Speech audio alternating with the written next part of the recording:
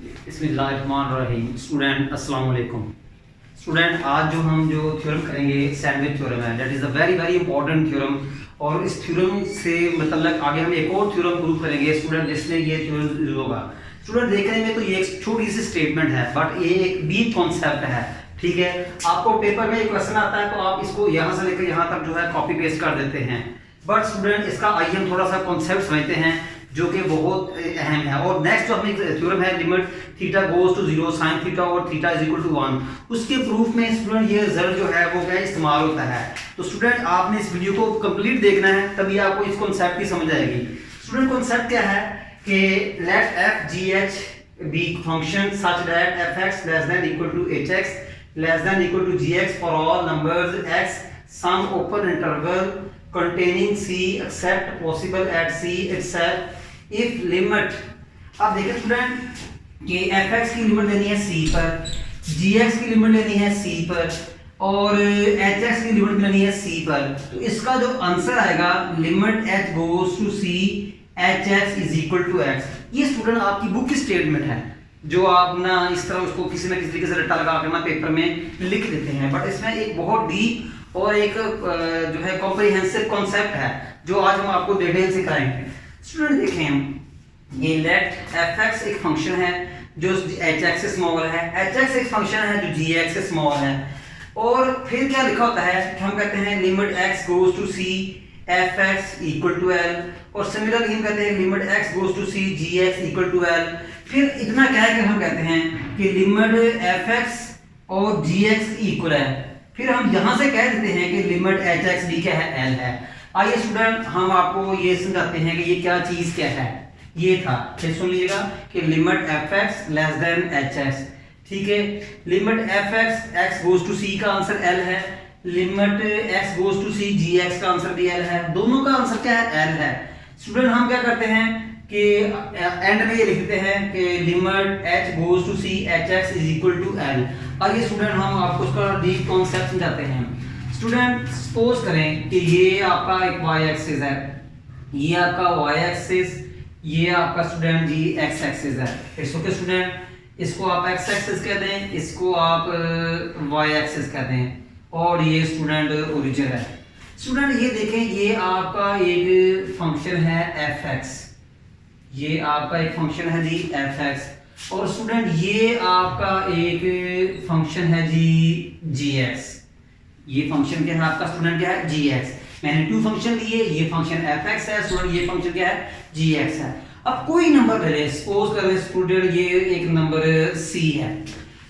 अब देखिए स्टूडेंट साफ पता लग रहा है कि फंक्शन एफ की वैल्यू सी पर, यहां पर फंक्शन जी की वैल्यू से ज्यादा।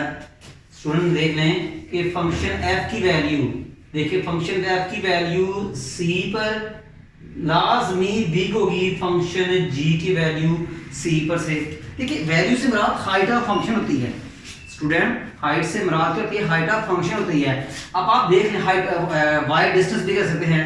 ठीक है स्टूडेंट देख लें इस यहाँ ये क्या है f ऑफ c है, ये पॉइंट यानी इसका y एक्सिस से डिस्टेंस, और स्टूडेंट ये क्या है g ऑफ c है। तो देख लें f ऑफ c की हाइट g ऑफ c की हाइट से ज्यादा है। देखें f ऑफ c की हाइट ये है और g ऑफ c की हाइट ये है। तो क्लियरली स्टूडेंट पिक्चर से क्लियर हुआ है कि f ऑफ c की हाइट g ऑफ c से ज्यादा है। मैं इसको रेज कर रहा हूं, अभी इसकी इतनी जरूरत नहीं है। अच्छा स्टूडेंट, तो अब हम क्या करते हैं, ये तो था कि मैंने आपको समझा दिया। ठीक है, और सहारा स्टूडेंट अगर हम इसी पॉइंट पे लिमिट लें, सपोज करें कि limit x goes to c F X greater than limit x goes to c G X, वो भी इससे बड़ी होगी। देखें अगर f of c greater than है g ऑफ c के, तो लाजमी limit x goes to c F X greater than limit x goes to c G X इससे क्या होगी बड़ी होगी। इट्स ओके स्टूडेंट, यहाँ तक उम्मीद है आपको समझ लगी होगी। आइए स्टूडेंट हम थोड़ा सा ग्राफ को ना थोड़ा मॉडिफाई करते हैं, थोड़ा इसको चेंज करते हैं। स्टूडेंट हम क्या करते हैं कि मैं इस ग्राफ को थोड़ा सा रेज करता हूँ। ठीक है, और स्टूडेंट मैं इसको ऐसे बनाता हूँ, ये देखें। ठीक है, और आज लेक्चर के एंड में मैं बताऊंगा कि सैंडविच थ्योरम को सैंडविच थ्योरम क्यों कहते हैं स्टूडेंट, क्यों इसका जो प्रूफ है ना, हम ग्राफ ऐसा लेते हैं जो सैंडविच की तरह होता है। स्टूडेंट फिर सुनिएगा, सैंडविच थ्योरम को हम सैंडविच क्यों कहते हैं कि इसका जो ग्राफ बनता है ना फंक्शंस का, वो सैंडविच की तरह होता है। अब सैंडविच में तो बर्गर के दरमियान जो होती हैं मुख्तलिफ केचप टिक्कीज वगैरह होती हैं। आइए हम इन दोनों फंक्शंस के दरमियान एक और फंक्शन को इंट्रोड्यूस भी करवाएंगे, बट अभी हम दो फंक्शन के दरमियान रहते हैं। स्टूडेंट ये देखें, ये वो फंक्शन है, ये वो पार्ट है जहां पर दोनों फंक्शन आपस में मिल रहे हैं। स्टूडेंट सपोज कर ले कि ये 1 हो गया, ये 2 हो गया, ये 3 हो गया, ये 4 हो गया, ये 5 हो गया। स्टूडेंट जरा गौर से समझिएगा कि फंक्शन, ये फंक्शन आपका g(x) है स्टूडेंट, ये फंक्शन क्या है, g(x) है।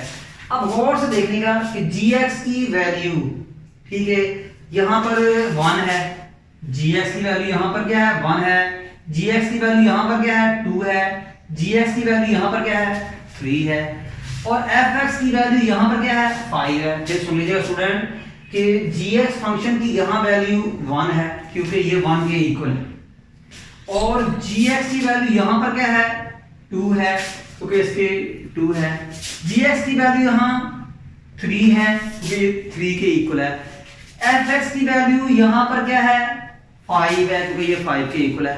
बट एक ऐसा पॉइंट है फंक्शन स्टूडेंट जहां पर f(x) और g(x) की वैल्यू सेम आ रही है, और वो ये पॉइंट आपके सामने जिसको मैंने एम्प्टी होल के साथ शो कर दिया है।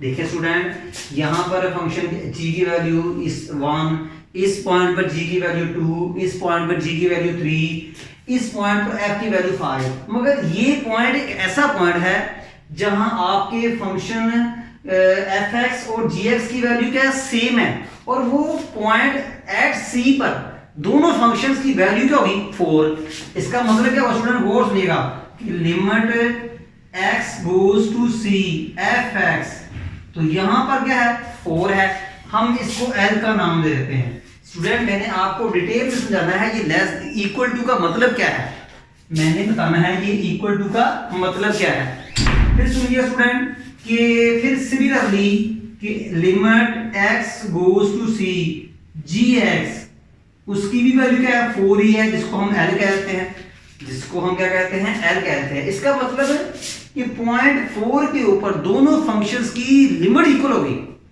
पॉइंट 4 के ऊपर यानी c पॉइंट पर दोनों फंक्शंस की लिमिट 4 होगी, c पॉइंट हो और यहां पर हो, दोनों फंक्शंस की वैल्यू क्या होगी, 4 होगी।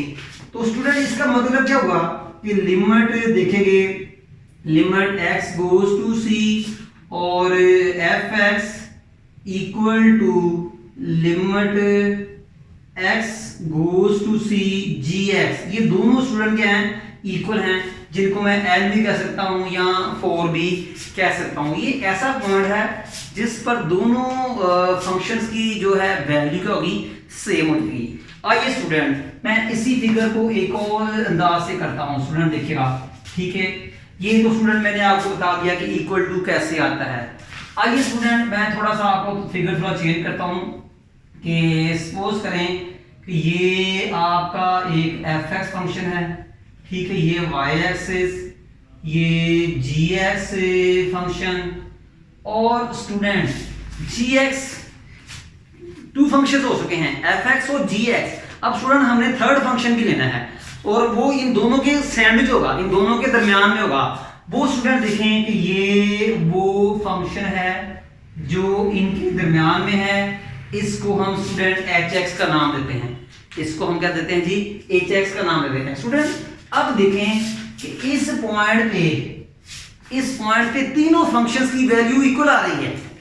स्टूडेंट देखें इस पॉइंट पे यानी c पॉइंट पे तीनों फंक्शन की लिमिट इक्वल आ रही है, तो हम क्या लिखेंगे कि limit x goes to c f(x) या तो ग्रेटर देन होगी, ठीक है, या स्टूडेंट क्या होगी, लेस देन इक्वल होगी, या लेस होगी या इक्वल होगी, ठीक है, और limit x goes to c hx less than equal to क्या होगा कि limit x goes to c और gx। देख लें स्टूडेंट, ठीक है ना। देखिए ना इस पॉइंट पे तीनों की वैल्यू क्या होगी, इक्वल होगी। देखिए मैं इक्वल का वर्ड प्रीवियस फिगर ने समझा दिया है। अब इसकी लिमिट स्टूडेंट एल थी, इसकी स्टूडेंट क्या लिमिट थी, एल थी, लेस देन इक्वल टू, और limit x goes to C H X, और स्टूडेंट इसकी लिमिट भी एल थी। देखो इस फंक्शन की लिमिट भी एल थी, इस फंक्शन की लिमिट भी एल थी, ठीक है। अब ऐसा नंबर जो वन, और देखो इसकी एग्जांपल बताऊं, दुनिया में कोई ऐसा नंबर है जो वन से बड़ा हो, वन से छोटा हो, तो मैथमेटिशियन कहते हैं जी वो नंबर वन नहीं है। तो ऐसा फंक्शन जिसकी वैल्यू l से बड़ी हो या l से इक्वल हो, या l से लेस हो या l से इक्वल हो, तो ऐसी शक्ल में मैथमेटिशियन कहते हैं कि वो नंबर जो है वो l ही है, वो नंबर वो क्या है जी, l ही है। स्टूडेंट ये थी हमारा स्टूडेंट थ्योरम, और हम इसको कैसे याद करते हैं जी, लो जी देखें कि देखें limit F X less than equal to C less than equal to limit X goes to C H X less than equal to limit X goes to C G X, और हम डायरेक्ट लिख देते हैं कि limit X goes to C H X is equal to L. Student ये हम direct लिख देते हैं, बट जो था कंसेप्ट वो मैंने आपको डीपली समझाया, उम्मीद है आपको समझ लगी होगी। स्टूडेंट देखिए सी एक ऐसा पॉइंट है जिस पर तीनों फंक्शन की लिमिट सेम आ रही है, वो तीनों फंक्शन इस पॉइंट पे आपस में मीट करते हैं। तो मैं उम्मीद करता हूँ स्टूडेंट आपको ना इसकी ना समझ अच्छी तरह समझ लगी होगी। अब हम इस थ्योरम को नेक्स्ट जो है डिस्कस करेंगे। फिर सुनिएगा कि एफ एक्स की जो है लिमिट सी पर less than equal to H X की लिमिट सी पर, उस less than equal to G X की लिमिट सी पर, तो फिर हम क्या करेंगे कि मिडिल वाला जो है वो एल के इक्वल होगा। अब स्टूडेंट देखें ना इसकी लिमिट भी एल है और इसकी लिमिट भी एल है। अगर लेफ्ट और राइट की लिमिट एल है तो मिडिल वाले की लिमिट भी क्या होगी, एल ही होगी। ये हमारा है सैंडविच थ्योरम। तो मैंने कहा था लेक्चर के एंड में कहूंगा सैंडविच थ्योरम क्यों कहते हैं, क्योंकि फंक्शन एफ एक्स और जी एक्स के दरमियान में एक फंक्शन है एच एक्स, सैंडविच बना हुआ है। ये देखें ये एफ एक्स मेरा लेफ्ट हैंड जी एक्स, और इनके दरमियान में जो पेज है वो आपका एच एक्स। तो देख लें सैंडविच बना हुआ है, ये देख लें ये सैंडविच बना हुआ है। सैंडविच कभी आपने खाया ना, तो क्या होता है कि टू बर्गर्स होते हैं, वो दरमियान में वो टिक्कीज होती हैं, केचप होता है, सैलड होता है, जो भी होता है, तो वो सारा इनके दोनों पीसेस के दरमियान में होता है। तो स्टूडेंट मैं उम्मीद करता हूँ कि आपको इस लेक्चर की अच्छी तरह समझ लगी होगी। फिर भी किसी किस्म का प्रॉब्लम हो तो हमारे साथ जो है शेयर कीजिएगा जी। और इसके अलावा स्टूडेंट हमारे इस चैनल को सब्सक्राइब करना ना भूलिएगा, और हमारे वीडियो को लाइक और शेयर करना ना भूलिएगा। इंशाल्लाह हम आपको इसके बाद नेक्स्ट लेक्चर में मिलेंगे, जिसमें मैं वो limit theta goes to 0 sine theta और थीटा का प्रूव करूंगा। तब तक हमें इजाजत दीजिएगा जी। अल्लाह हाफिज़।